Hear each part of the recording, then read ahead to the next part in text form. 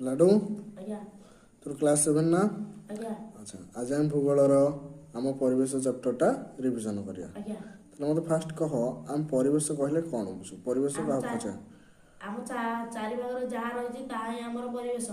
धन्यवाद एग्जांपल ଯେମିତି ସାର୍ ଆମ ଚାରିପଟେ ଝରକା ଅଛି ଗୋଟେ ତାରଟେ ଲଗାହେଇଛି ବ୍ଲାକବୋର୍ଡ ଅଛି ଖଡ଼ି ଅଛି ଖାତା ବହି ଅଛି ଚେୟାର ପଡ଼ିଛି ପାଲ ପଡ଼ିଛି ବେଗ ଅଛି एरे सब गोटे गोटे परिवेश ପରିବେଶର भितर ଗୋଟେ जाउछ ଗୋଟେ ଅଙ୍ଗ। अच्छा अच्छा हम भौतिक परिवेश काहा काहा नै गठित ପୃଥିବୀରେ ଜଳ ସ୍ଥଳ ବାୟୁ ନେଇ ଭୌତିକ ପରିବେଶ ଗଠିତ। धन्यवाद अच्छा ଅଶ୍ମମଣ୍ଡଳର ଡେଫିନେସନ କ'ଣ ଅଶ୍ମମଣ୍ଡଳ କାହାକୁ କୁହାଯାଏ ପୃଥିବୀର ଭୂତକ ବା ଶକ୍ତ ଉପରି ଭାଗକୁ ଅଶ୍ମମଣ୍ଡଳ କୁହାଯାଏ। ଆଚ୍ଛା ଠିକ ଅଛି ଅଶ୍ମମଣ୍ଡଳରୁ ଆମେ କ'ଣ କ'ଣ ପାଇଥାଉ ଅଶ୍ମମଣ୍ଡଳରୁ ଆମେ ଅତ୍ୟାବଶ୍ୟକ ଜଙ୍ଗଲ ଦ୍ରବ୍ୟ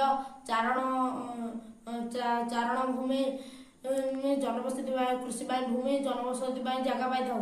ଧନ୍ୟବାଦ ଆଚ୍ଛା ଆମେ ବାୟୁମଣ୍ଡଳ କାହାକୁ କହୁ ବାୟୁମଣ୍ଡଳ ପୃଥିବୀର ଡେଫିନେସନ ସମସ୍ତ ଜଳରାଶିକୁ ନେଇ ବାୟୁମଣ୍ଡଳ ଗଠିତ।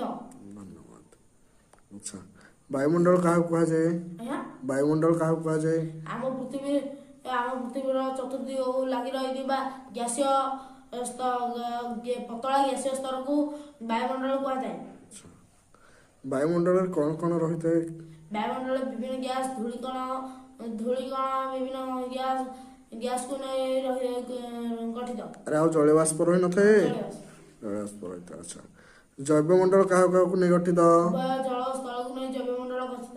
ଉଭୟ ଜଳ ସ୍ଥଳ ଆରେ ଜଳସ୍ଥଳ ପ୍ରାଣୀ ଓ ଉଦ୍ଭିଦ ଉଭୟ ପ୍ରାଣୀ ଆଉ ଉଦ୍ଭିଦକୁ ନେଇ କିଏ ଗଠିତ ଆମ ଜୈବମଣ୍ଡଳ ଗଠିତ। ଧନ୍ୟବାଦ ଆଚ୍ଛା